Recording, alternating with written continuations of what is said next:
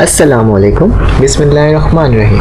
आज हम पढ़ेंगे एक नया टॉपिक है हमारे पास, मतलब कि हम आज ग्राफिक डिज़ाइनिंग के बारे में पढ़ेंगे और सीखेंगे कि किस तरह से हम एक एज अ ग्राफिक डिज़ाइनर किस तरह से एक लोगो डिज़ाइन कर सकता है। मैं इसमें कोशिश करूँगा कि इस हमारे जो लेक्चर होगा इसका एक कंप्लीट प्लेलिस्ट बनाऊं जिसके अंदर मैं बिगिनर लेवल से लेकर आपको आगे तक का बताऊं कि किस तरह से कोई काम या कोई लोगो आप डिज़ाइन कर सकते हो। तो सबसे पहले लोगो डिज़ाइन करने के लिए आपको इलस्ट्रेटर को सीखना होगा, और इलस्ट्रेटर में क्योंकि हम एक लोगो डिज़ाइन करने के लिए सबसे बेस्ट जो हमारे पास है एडोब का सॉफ्टवेयर वो इलस्ट्रेटर है, जिसके अंदर हम जा कर के हम कोई भी लोगो डिज़ाइन कर सकते हैं। तो उसको डिज़ाइन करने के लिए हमारे पास कुछ टूल्स होते हैं। क्योंकि हमारा ये फर्स्ट लेक्चर है तो मैं अभी इसके थ्योरी वगैरह का वर्क नहीं करूँगा, बल्कि आपको डायरेक्ट बताऊँगा, क्योंकि प्रैक्टिकली वर्क आपके काम आएगा कि आप करके दिखाना होता है आपको किसी भी कंपनी के लिए, किसी भी फ्रीलांसिंग वगैरह यूज़ कर रहे हो तो आप, तो उसमें अगर आपको आगे जाना है तो आपको मैं करके बताऊँगा कि किस तरह से ये आप किस तरह से आप एक लोगो बना सकते हो। मैं आपका वक्त ज़ाया नहीं करूँगा, बल्कि हम साथ साथ काम करते जाएंगे और सीखते जाएंगे, डायरेक्ट प्रैक्टिकली काम करेंगे। बस बताते जाऊँगा आपको मैं कि इसका क्या काम है, इसका काम क्या है। तो फर्स्ट लेक्चर है, आपको टाइटल देख के ही समझ में आ गया होगा कि हम इसमें करेंगे टूल्स के बारे में पढ़ेंगे। इलस्ट्रेटर में जो टूल्स होते हैं उसके बारे में पढ़ेंगे कि एक टूल का दूसरे टूल से क्या काम है, इसको हम किस तरह से यूटिलाइज़ कर सकते हैं। फिर हम प्रॉपर हमारा जब सेशन चलेगा हमारा, जितने भी इसके वीडियोस बने प्लेलिस्ट में जा कर के आप चेक भी कीजिएगा, और जितने भी बने तो इंशाल्लाह मेरी कोशिश होगी कि आप इन द लास्ट आपको ये तमाम चीज़ें अच्छे से समझ में आ जाएं और आप एक अच्छे डिज़ाइनर बन सकें। तो चलें आ जाए, स्टार्ट करते हैं। तो हमारे पास सबसे पहले हम स्टार्ट करते हैं कि ये टूल्स होते हैं हमारे पास, ठीक है। ये हमारे पास टूल्स होते हैं कुछ इलस्ट्रेटर के, ये आते कहाँ से, किसी में नहीं होता, ठीक है।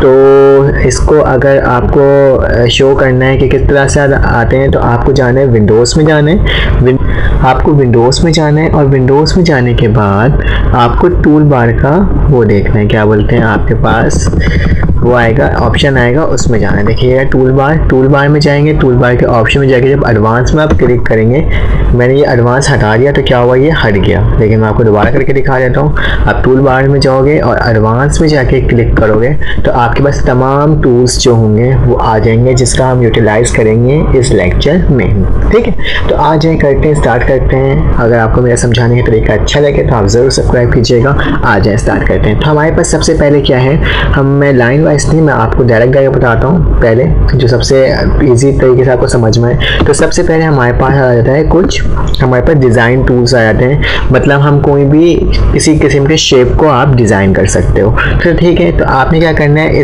ये जो हमारे पास ये इक्लिप्स का जो निशान बना हुआ है इस पर आप क्लिक करें। आपका हो सकता है रेक्टेंगल का निशान बना हुआ हो या पॉलीगॉन का निशान बना हुआ, आपके सिस्टम पर डिपेंड करता है कि आपने कौन सा वर्जन किया हुआ डाउनलोड। तो हमारे पास ये, तो आप इसमें राइट क्लिक को थोड़ा सा प्रेस करके रखोगे ना तो ये ऑप्शन खुद ब खुद ही आ जाएगा। तो एक काम करते हैं, जो एरो के ठीक है इसमें क्लिक करेंगे तो ये हमारे पास बाहर आ जाएगा।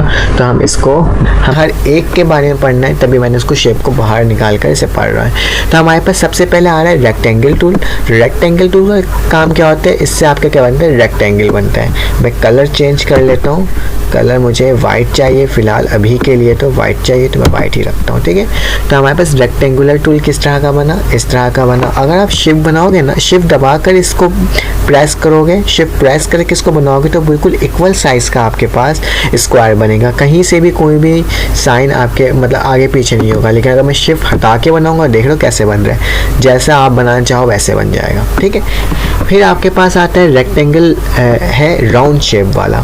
रेक्टेंगल राउंड शेप मतलब क्या है, इसके जो एजेस होंगे वो क्या होंगे, उसमें राउंड होगा, राउंड शेप बना हुआ होगा। देख लो आप किस तरह से राउंड बना हुआ है, तो उसी तरह से ये राउंड बना हुआ आपके पास आ जाएगा। फिर आपके पास थर्ड आ जाता है एलिप्स। तो एलिप्स का क्या काम होता है बेटा, एलिप्स आपको इस लाइक सर्किल टाइप का एक आपको शेप बना के दिखाता है। अगर शिफ्ट दबा के बनाओगे तो ये एक्यूरेट सर्किल बनेगा 360 डिग्री वाला, ठीक है। अगर आप विदाउट शिफ्ट दबा के बनाओगे तो क्या होगा, ये आगे पीछे जिस तरह से बनाना चाहते हो उस तरह से ये बन जाएगा। फिर इसके बाद आपके पास आपका फोर्थ वन है पॉलीगन का शेप बनाना है तो सिंपल आराम से पॉलीगन का शेप बनेगा। शिफ्ट दबा हमारे पास क्या चल रहा है, पॉलीगन के बारे में बात कर रहे थे। ये पॉलीगन के निशान को आप यूँ बना लो, शिफ्ट दबा के दबाओगे तो इक्वल बनेगा, ठीक है। और विदाउट शिफ्ट को बनाओगे तो उसकी शेप थोड़े से चेंज होके बनती है, ठीक है। फिर हमारे पास फिफ्थ है हमारे पास स्टार। आप क्या करो, स्टार बना लो, जगह जगह आप स्टार बना सकते हो आराम से, ये शेप स्टार भी यूज़ हो जाता है। फिर हमारे पास ये आपको लग रहा होगा मैं क्या बता रहा हूँ आपको, लेकिन आपको बताऊँगा आगे चलकर इसका काम क्या आता है, बाकी शेप्स को लिखते हुए हम करेंगे। तो हमारे पास अगला क्या है, फ्लाई शेप है। फ्लाई शेप में क्या होता है, आपने अगर यहाँ क्लिक करा है और उसके बाद ही जा कर के आपने यूँ, फ्लाई शेप यूँ होता है, ठीक है। आप जितना लंबा करो और इसको पकड़ के यूँ बना दो तो क्या हो जाएगा, एक तरह का फ्लाई टाइप का बन गया ये एक निशान। और इससे क्या हो रहा है, आपका पूरा शेप बन चुका है। तो कितना आसान सा था ये शेप्स यूज़ करना, ठीक है। शेप्स टूल को यूज़ करना। शेप टूल के बाद हम पढ़ेंगे सिलेक्शन टूल। सिलेक्शन टूल का काम क्या होता है बेटा, सिलेक्शन टूल नाम से ही पता चल रहा है, इस तरह का जो एरो बना हुआ होता है उसे सिलेक्शन टूल कहते हैं। सिलेक्शन टूल का नाम से ही पता चल रहा है कि क्या करेगा, ये सिलेक्ट करेगा, ठीक है। आप क्या कर सकते हो, सिलेक्ट कर सकते हो अपने शेप को सिलेक्ट करने के बाद उसे आप ड्रैग कर सकते हो। आप उसे जितने एरिया जितना आपने सिलेक्ट किया होगा सिर्फ वही ड्रैग होगा, डिलीट होगा। अगर मुझे डिलीट करना है तो डिलीट का बटन दबाऊंगा और ये डिलीट हो जाएगा, ठीक है। तो मुझे इतने सारे नहीं चाहिए तो मैं क्या करता हूँ, सिलेक्ट करके तमाम फिगर को तकरीबन मैं डिलीट कर देता हूँ। और हमारे पास क्या आ गया, हमारे पास स्टार आ गया, ठीक है। स्टार है, एक और मैं स्टार बना लेता हूँ यहाँ पे, ठीक है, ताकि आप देखें ये मैंने शेप टूल से स्टार बनाया था और ये हो गया, ठीक है। अब आपके पास क्या है, सिलेक्शन टूल के बाद हम पढ़ेंगे direct selection tool. Direct selection tool का मकसद मतलब ये होता है कि आप किसी एरिया को, किसी एंकर पॉइंट को आप सिलेक्ट करके उसको आगे पीछे कर सकते हो या उसकी शेप को चेंज कर सकते हो। मैंने क्या करा, सिर्फ एक शेप को ड्रैग करा और क्या करा, इसके शेप को मैंने चेंज कर दिया। अगर मैं देखूं इस चीज़ को मैं सिलेक्ट करता हूं और इसके पार्ट को थोड़ा सा नीचे के साइड ले जाता हूँ और यहाँ से भी इसको नीचे ले जाता हूँ, तो आप देख रहे हो आप क्या कर रहे हो, आप इसके एंकर्स के साथ या उसके जो आपके पॉइंट्स होते हैं उसके साथ खेल सकते हो और इसके पॉइंट्स को आप चेंज कर सकते हो, ठीक है। डायरेक्ट सिलेक्शन का काम क्या होता है आपको समझ में आ गया होगा। इस लाइक का शर्ट टाइप का एक बन गया है टूल। अब हमारे पास क्या है, मैजिक टूल। मैजिक टूल करने से पहले आपको मैं कुछ शेप बना देता हूँ यहाँ पे, ताकि आप मैजिक टूल को आराम से समझ सको कि मैजिक टूल है क्या। मैं 2-3 शेप और बना देता हूँ यहाँ पे ताकि आप मैजिक टूल को समझ सको। किसी का कलर चेंज करके बना देता हूँ, ठीक है, क्योंकि मैजिक टूल में काम ही होता है कलर्स का और आप कलर्स के ज़रिए समझ सकते हो आराम से इस टूल को, ठीक है। मैंने क्या बनाया, कुछ सर्किल बना दिया, कुछ स्टार बना दिया, कुछ वाइट में ही रखा। अब क्या करते हैं, मैजिक टूल को हमने क्लिक करा।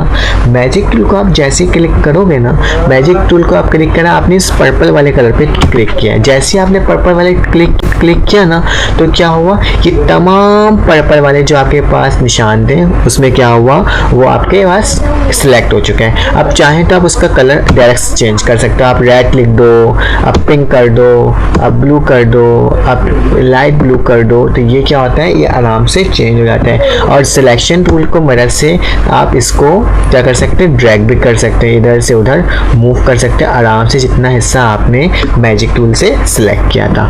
अब क्या करते हैं, सिर्फ मैजिक टूल से ये नहीं था, वाइट वाले को करोगे तो अब क्या होगा, वाइट वाला भी तमाम सिलेक्ट हो जाएगा। अगर आप उसको भी कलर चेंज करना है वो तमाम के कलर चेंज हो जाएंगे। तो आपको समझ में आ गया होगा कि आपने कितनी आसानी से आपने एक साथ ही इतने सारे को कलर कर दिया। इंडिविजुअली एक एक चीज़ को कलर करना मुश्किल हो जाता है, तो इसलिए हमने क्या करा, हमने एक एक करके सिलेक्ट कर लिया। अब क्या करते हैं, मैं सिलेक्शन टूल से तमाम को सिलेक्ट करता हूँ और डिलीट करके इसके नेक्स्ट वाले टूल्स के बारे में पढ़ते हैं हम। नेक्स्ट टूल है हमारे पास लैसो टूल। कौन सा है, लैसो टूल है। लासो पढ़ो या लैसो पढ़ो। इस टूल के बारे में पढ़ने से पहले आपको एक शेप बनाना पड़ेगा। मैंने एक ये शेप बना दी है सिलेक्शन सिलेक्शन टूल से मैंने इसको नीचे लेकर आ गया हूँ, ठीक है। अब लेसो टूल का क्या काम होता है बेटा, लेसो टूल सिलेक्ट करते हैं, आप जितने हिस्से को सिलेक्ट करोगे ना, जितने नोट्स को आप सिलेक्ट करोगे सिर्फ वही सिलेक्ट होगा। क्या होगा, लेसो टूल से मैंने इतने से हिस्से को सिलेक्ट किया, ये इतना सिलेक्ट हो गया। फिर आप डायरेक्ट सिलेक्शन टूल पे क्लिक करोगे और क्लिक करने के बाद आप क्या करोगे, जैसे ही आप ड्रैग आप करना शुरू करोगे, ऊपर करना शुरू करोगे, इसके साइज को चेंज करना शुरू करोगे, तो क्या डायरेक्ट सिलेक्शन टूल आपने लेसो टूल से क्या होता है, जितने हिस्से को आपने सिलेक्ट किया था सिर्फ वही ही उसके शेप और साइज चेंज होंगे, बाकी जो नीचे वाला हिस्सा होगा जिसको आपने सिलेक्ट नहीं किया था उसमें कोई फ़र्क नहीं पड़ेगा। तो आपने समझ लिया लेसो टूल का क्या काम होता है। तो हमने सिलेक्शन टूल पढ़ लिया, डायरेक्ट सिलेक्शन टूल पढ़ लिया, लेसो टूल पढ़ लिया, मैजिक टूल पढ़ लिया और हमने कुछ शेप्स के टूल पढ़े, ठीक है। तो अब हम इसके साथ आते हैं, हमारे पास कुछ पेन के टूल हैं, हम पेन्स के टूल पढ़ते हैं। लेकिन सबसे पहले मैं इस वाले को डिलीट कर देता हूँ। जितने हिस्से को सिलेक्ट किया था ना उतने हिस्से को आप डिलीट भी कर सकते हो, ठीक है, लेसो टूल की मदद से। जितने हिस्से को सिलेक्ट किया वो डिलीट भी आराम से हो जाता है। आ जाओ, अब हमारे पास क्या है, पेन टूल। पेन टूल से समझ में नहीं आ रहा है, पेन टूल का क्या काम होता है, आपने, मैं इसका कलर चेंज कर देता हूँ ताकि आपको आराम से समझ में, ठीक है। बता दिया मैंने, ये फिर से कलर चेंज करना पड़ेगा मुझे क्योंकि मैंने Ctrl+Z का बटन दबा दिया था, तो हम बैक में चले गए थे। हाँ, तो हमारे पास क्या है, पेन टूल का क्या काम होता है, आप कोई भी लाइन खींच सकते हो, ठीक है। आप क्या कर सकते हो, लाइन आराम से ड्रॉ कर सकते हो। लेकिन पेन टूल का एक आसान काम क्या होता है, पेन टूल का एक मज़ेदार काम क्या होता है, आप लाइन अगर आपने यहाँ से खींचा और यहाँ पे लेके आए और इसको आपने राइट हैंड से क्लिक करा, क्लिक करने के बाद अगर आप विदाउट क्लिक को छोड़े हुए, छोड़ना नहीं है, इसको प्रेस करके रखना है और आप उसको कहीं प्रेस, आप किसी और साइड उसकी डायरेक्शन चेंज करोगे तो क्या हो जाएगा, वो एक साथ कर्व का निशान बन जाएगा। देख लो आराम से क्या हो रहा है, एक कर्व का निशान बन जाना है और मैं क्या कर रहा हूँ, इसके साथ खेल सकता हूँ आराम से। देख लो कितना आसान से एक टिक का निशान बन चुका है। कैसे बना, मैंने क्या करा था, इसको मैंने सिर्फ और सिर्फ करा क्या, सिर्फ सिलेक्शन टूल से मैंने पेन टूल से करा और उसको मैंने हटाया नहीं था, बल्कि उसको ड्रैग करते गया और वो होते गया। मतलब राइट क्लिक को दबा के जब ड्रैग करते तो वो आराम से हो जाता है। और इसमें मैंने क्या कर रहा हूँ, इसमें कलर करने चाहता हूँ मैं, ऑरेंज कलर कर दिया, तो क्या हो रहा है, एक लाइक का टिक बन चुका है, नाइकी का किसी चीज़ का ही समझ लो उस तरह का। तो आप आराम से पेन टूल का इस्तेमाल कर सकते हो। अब पेन टूल के साथ साथ और भी बहुत सारे टूल्स हैं, लिखा हुआ है anchor tool, delete anchor tool, इसका भी हमारे पास वही काम है। आप क्या करें, एक मिनट, आपने एक पार्ट को सिलेक्ट करना है, क्लिक करने के बाद आप क्या कर सकते हो, आप उसको हैंडल कर सकते हो। Like selection tool, direct selection tool से जो आपने एक नया आपने पॉइंट बनाया था ना, आप उससे उसको आप क्या कर सकते हो, चेंज कर सकते हो, ड्रैग कर सकते हो, जिस तरह से आप बनाना चाहते हो आप उस तरह से कर सकते हो। इसमें एक न्यू पॉइंट बना सकते हो, जो उसके पास ऑलरेडी पॉइंट्स होते हैं ना, उसके साथ साथ आप प्लस करके ऐड एंकर पॉइंट है ना, आवाज़ से समझ में आ रहा है, पढ़ने में समझ में आ रहा है कि क्या ऐड कर देना एंकर पॉइंट। और डिलीट एंकर पॉइंट से क्या होगा, अगर आपको कोई पॉइंट को डिलीट करना है तो आप ये जाएंगे, मैं इसमें कर रहा हूँ, तो क्या हो रहा है, एंकर पॉइंट आपका डिलीट होते जा रहे हैं और डिलीट होते जाते हैं, इसका शेप भी चेंज होते जा रहा है, ठीक है। तो आपने समझ लिया किस तरह से इस टूल्स का काम होता है, ठीक है। अब आ जाते हैं हम इसके साथ साथ नेक्स्ट टूल में, सिलेक्शन टूल से जाके तमाम टूल्स को मैं क्या करता हूँ, डिलीट करता हूँ, तो मैंने शेप बनाया था। अब नेक्स्ट टूल में आते हैं। अब हमारे पास है टेक्स्ट टूल। क्या है, हमारे पास टेक्स्ट टूल है, आप इसको भी बाहर के साइड आप कर सकते हो, ठीक है। आपने यहाँ लिखते हैं, अब मेरे पास टेक्स्ट टूल है। टेक्स्ट टूल का मतलब ही क्या है, टेक्स्ट टूल का मतलब है आप क्या करो, कोई भी टेक्स्ट लिख दो। मैं ऐसे रैंडमली एक टेक्स्ट लिख रहा हूँ, इसका साइज थोड़ा सा मैं बड़ा कर देता हूँ ताकि आपको आराम से नज़र आए। तो यहाँ पे आके आप इसका साइज़ को क्या कर सकते हो, इंक्रीज़ कर सकते हो, ठीक है। तो आप जहाँ भी टाइप करना चाहते हो तो आप टेक्स्ट टूल की मदद से टाइप कर सकते हो। अब दूसरा आपके पास क्या लिख, अब हमें पढ़ना है टेक्स्ट एरिया टूल्स के बारे में। तो एरिया टाइप टूल के बारे में पढ़ना है। तो एरिया टाइप टूल में क्या होता है, किसी एरिया में आपको सिर्फ लिखना है। अगर मैं इस सर्किल का निशान बना रहा हूँ, मैंने बना दिया, इसका कलर मैंने वाइट कर दिया है, ठीक है। इसका थोड़ा साइज मैं इंक्रीज़ कर दे रहा हूँ, ठीक है। ठीक है। तो मैंने क्या करा, इसमें अब मुझे लिखना है, क्या करना है, अब इसमें मुझे टेक्स्ट लिखना है। तो टेक्स्ट कैसे लिखो, टेक्स्ट एरिया टूल में जाओगे और इसके पार्ट में जाके क्लिक करोगे तो क्या होगा, सिर्फ उसी एरिया में क्या होगा, ये आपका टेक्स्ट राइट हो जाएगा। ठीक है, क्या होगा, उसी एरिया में क्या होगा, आपका टेक्स्ट राइट हो जाएगा। तो अब लिखा हुआ है type up on a part, क्या लिखा हुआ, अब आपको एक पार्ट में जाके ना इसके ना आपको वो कर देना है, क्या बोलते हैं, टाइप करना है। तो आप क्या करोगे, इसमें क्लिक करोगे, क्लिक करने के बाद इसके किसी भी पार्ट में क्लिक करोगे, क्या होगा, वहाँ पे वो चीज़ क्या हो जाएगा, आपका लिखा जाएगा आराम से। तो मतलब आपको समझ में आ रहा है ना, एरिया टाइप टूल में क्या होता है, एरिया में लिखा जाता है, नॉर्मल टेक्स्ट हो जाता है। अगर आपको किसी पार्ट में लिखना है, किसी डायरेक्शन में लिखना है, तो आप एरिया पार्ट टूल को टाइप पार्ट टूल को आप इस्तेमाल कर सकते हो। अब इसके बाद हमारे पास वर्टिकली का क्या मकसद होता है, ये वर्टिकली हर चीज़ लिखाएगा, देख रहे हो। अगर मुझे यहाँ कुछ लिखना है तो मैं क्या करूँगा, जो चीज़ भी लिखना है मुझे, मैं इसमें वर्टिकली लिख सकता हूँ। ठीक है, एक और मैं लिखता हूँ, देखो आप मैं कुछ लिख भी रहा हूँ ना, देख रहे हो मेरा वर्टिकल लाइन में जा रहा है। अब इसके बाद क्या लिखा हुआ है आपके पास, वर्टिकल एरिया टाइप। अब फिर एक और एरिया में आप कर सकते हो, लाइक अगर मैं एक स्क्वायर लिया और मैंने यहाँ पे स्क्वायर बना दिया, ठीक है, अब मुझे इसके एरिया में लिखना है। तो मैं क्या करूँगा, यहाँ से ये मैं पकड़ूंगा, ठीक है, और मैं इसमें क्लिक करूँगा। देख रहे हो आप, इसी एरिया में एज अ वर्टिकली वो लिखा जा रहा है। उसी तरह से ये है हमारे पास वर्टिकल टाइप पार्ट। अब ये वर्टिकल ही टाइप पार्ट, वर्टिकल पार्ट में आके आराम से कोई भी चीज़ आराम से लिखा जाएगा।